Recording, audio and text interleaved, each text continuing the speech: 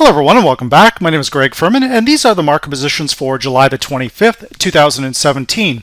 Now to get started with our first trade for tonight is going to be in the Forex market. We're looking at the British pound US dollar. Now what we can assess here is that we have had multiple retracements back to this 18-day predicted moving average from VantagePoint. That current level is coming in at 129.57. Now this is a very big level here if the British pound is going to continue to advance against the dollar.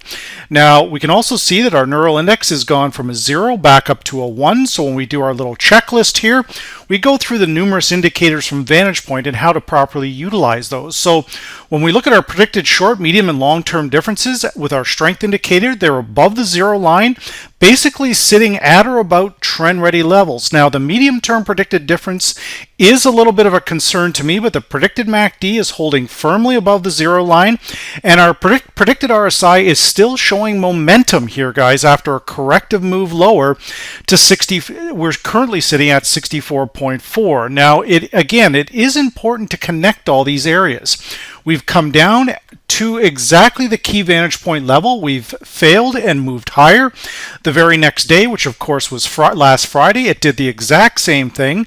And then today, we're not coming down and testing this key vantage point level, which brings this 130 level more into play. But the key thing is to see that, again, we have our identifiable resistance zone at 131.50, which would ultimately be our target. But if we can break through 131.40, then that's going to potentially lead to a bigger move. Now we want to make sure we're checking those individual crossovers. Our short term is crossing back to the upside, medium term looks good, and the long term looks good. Now we've been moving up here for a couple of weeks, so it is definitely a concern, but by the looks of the indicators here, we still have momentum against the US dollar.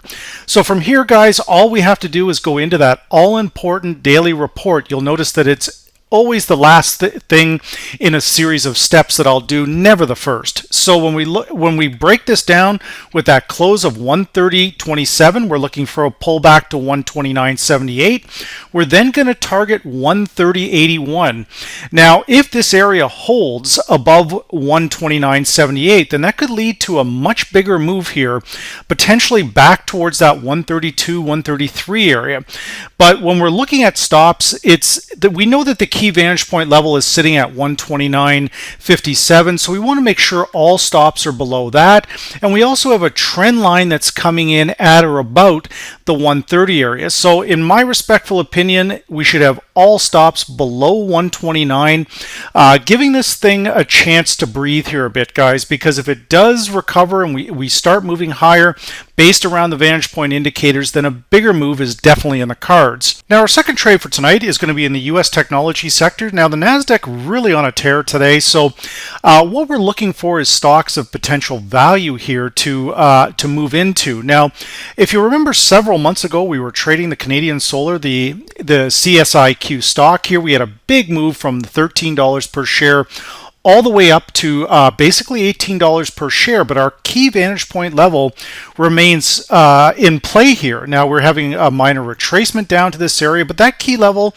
is 16.23. Now when we look at the additional indicators from VantagePoint, we've had several down days here. We've come down, tested near the 18-day predicted moving average, but we'll notice that the predicted RSI moved into heavily overbought territory, and we've retraced, but we've stopped right on the 60 level here on the predicted RSI. The predicted MACD is definitely a concern, but with solar, with green energy really on the move these days, I think that we have further room to extend on this particular stock. So when we look at our individual crossovers, our short term, of course, is still down a little bit, but our medium term and our long term still look quite good. Now, when we further look at this, I'm just going to remove these former trend lines from when we traded this particular stock several months ago.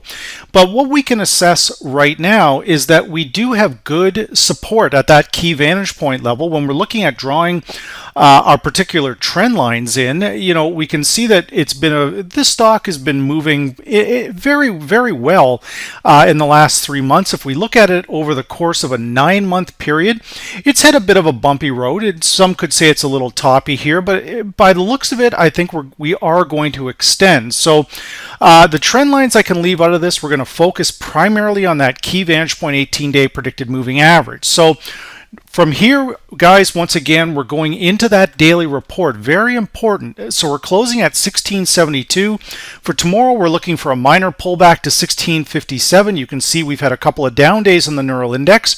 That's moved to a 1, so the stock is starting to show a little bit of life again. So a minor pullback, guys, for tomorrow to 1657. We then target 1707. But if we can get moving on this stock, then we should be able to get back up towards that $18 per share mark.